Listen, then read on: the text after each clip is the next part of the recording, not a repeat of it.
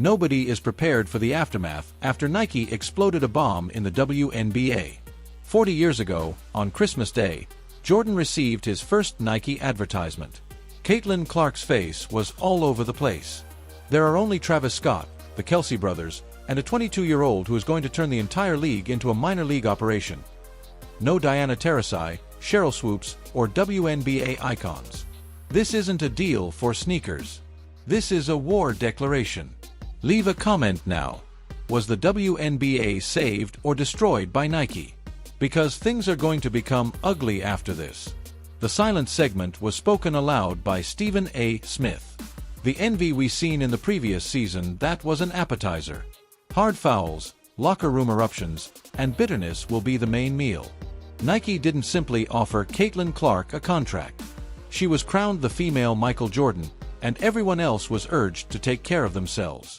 Let's discuss what actually fell.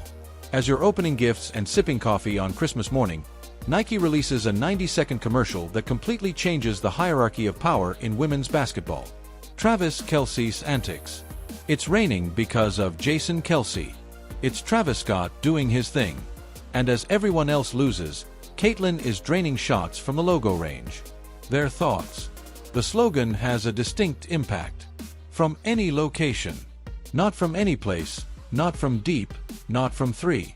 Nike claims that no one in women's basketball has ever touched the stratosphere in which she works. This is what makes it completely nuclear. 28 million over 8 years, according to the first reports. Largest endorsement in WNBA history by a wide margin. At that number, Stephen A. chuckled. According to industry insiders, her signature shoe line alone is expected to bring in $150 million throughout the first 3 years. Go back and read that. Shoes brought in $150 million. The WNBA pays its players an average of $76,000 annually. The maximum contract is less than $250,000. The payrolls of the entire team will soon be surpassed by Caitlin's sneaker company. There isn't a space there. That's the Grand Canyon with the neon sign that flashes. Do you believe that doesn't lead to animosity?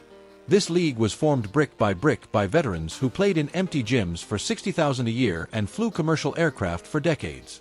When a rookie enters and receives the Jordan treatment, do you really believe they will applaud and smile? Human nature is unbeatable. The warning shot came from last season's violent play, hip checks, trash talk, and freezing out. The target on her back has increased tenfold since Nike recently appointed her the face of basketball in all sports. Recall Kennedy Carter's blindside hit. Do you recall how Angel Reese would run her mouth every 5 seconds? Do you recall teammates abandoning Caitlin in the corner as if she didn't exist? Every single was joined by Stephen A. envy, bitterness, and a concerted attempt to tell the Golden Kid that she is not unique. However, Nike recently demonstrated that she is unique, generational, and once in a lifetime. Additionally, everyone who made an effort to keep her in check now comes across as petty, resentful, and disconnected. This is where Nike showed off their brilliance. They are not foolish. They are a machine that prints money based on data. They witnessed the record-breaking ratings at Iowa. In Indiana, they observed jersey sales that were sold out in a matter of hours. They saw lines encircling the arena. She is a unicorn who transcends the sport, as they quickly discovered. They went all in as a result. Nike looked at the stats and said, "Forget that noise," while the WNBA was busy pushing parity, distributing marketing funds among 12 teams, and attempting to convey, "We're a league of many stars.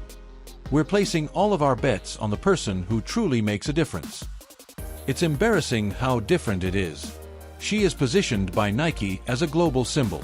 She is treated by the WNBA as though she must wait her time and make her payments. Since the beginning, Stephen A. has been yelling about this poor management. Now that corporate America has shown him to be correct, he is enjoying a victory lap. The league made an effort to dehumanize her. She became immortal because to Nike. Let's deal with the...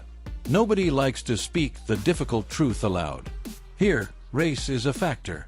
A white athlete from Iowa is being hailed as the savior of a league that has been dominated by black women for 25 years. The optics are disorganized. While other superstars receive relatively less exposure, Nike is fully supporting Caitlin. That feeds stories about privilege and who has access to opportunities in this nation. It's complex, real, and legitimate. However, Stephen A. also responded with icy commercial acumen. People are seated by Caitlin Clark.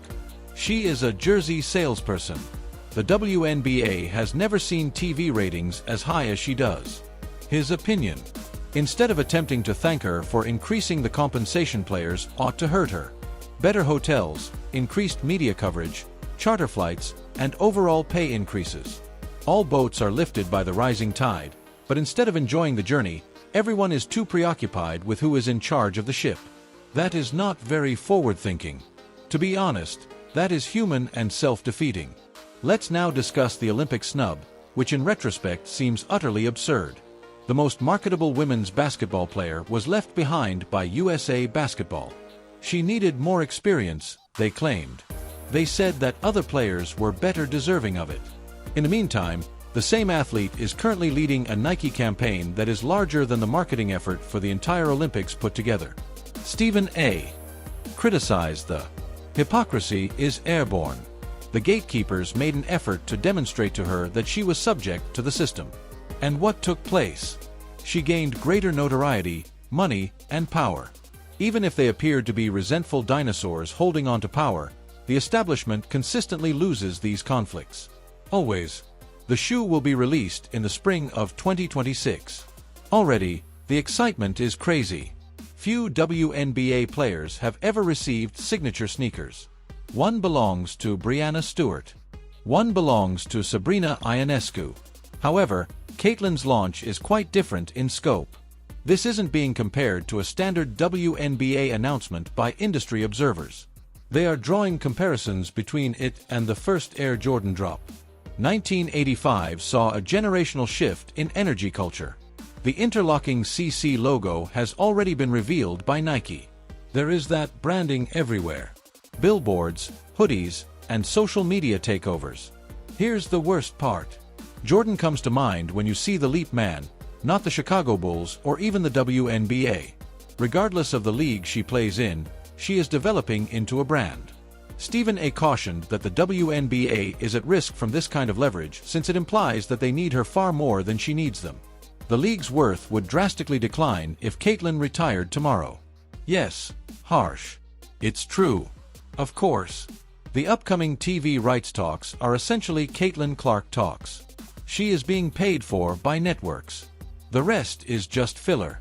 It's an uncomfortable reality check, but someone has to say it. Another significant change is highlighted by the addition of Travis Scott and the Kelce brothers. One crossover celebrity is Caitlin Clark. NFL fans, hip-hop aficionados, and those who have never watched a quarter of WNBA basketball in their life are all drawn to her. The holy grail of marketing is this. For many years, the WNBA has been exclusive, promoting to its current fan base and preaching to the choir. Caitlin fully demolished and bulldozed that wall. She is now untouchable. Basketball fans won't be the only ones to react negatively if WNBA players try to mistreat her or play dirty the following season. It will originate from the general public, who see her as a mainstream celebrity. Nike subtly conveyed to viewers that she is on par with Sunday Night Football. She doesn't have a niche. She's elite. According to reports, Nike is planning 5 times as much inventory for Caitlin's debut than for Sabrina's. 5 times. Give that some thought. Nike is wagering that this sneaker will become a staple of lifestyle clothing like Dunks or Jordans. She becomes ubiquitous if children wear the Caitlin ones to concerts, the mall, and school. In sports culture, a player is immortal once they achieve lifestyle status. Caitlin, who is 22 years old, is next in line behind LeBron, Jordan, and Kobe. What does the WNBA do now, then? The billion-dollar question is that. The league is in a precarious situation. They are not able to either lose the locker room or are perceived as favoring Caitlin excessively. Veterans will rebel, but they can't disregard her or risk losing the money. Networks, sponsors, and supporters. Stephen A. gave clear guidance. Join the group or risk being left behind. We are going to witness a league attempt to exert control over a player who is more wealthy than the league. This is the PGA Tour with Tiger and the early NBA with Jordan. Because the abnormality highlights their shortcomings, the establishment always opposes it, yet in the end, the anomaly always prevails. Nike makes their wager. Every chip is on the table. They're going all in on the anomaly, so the WNBA needs to quickly devise a plan because the upcoming season will be very crazy. The animosity is genuine. There is a financial disparity. There is genuine jealousy. Things will definitely blow up when you combine all of that on a basketball court in front of millions of people. What we all suspected was been proven by Stephen A. Smith. Caitlin Clark has a small contract with Nike. It's a huge league break. Before most players realized she posed a threat, she outgrew the WNBA. The power dynamics just changed in a permanent way. Whether people like it or not, this is the new era. Leave a comment below.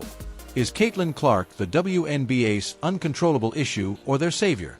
Because there is no turning back after this Nike deal. The game simply changed forever.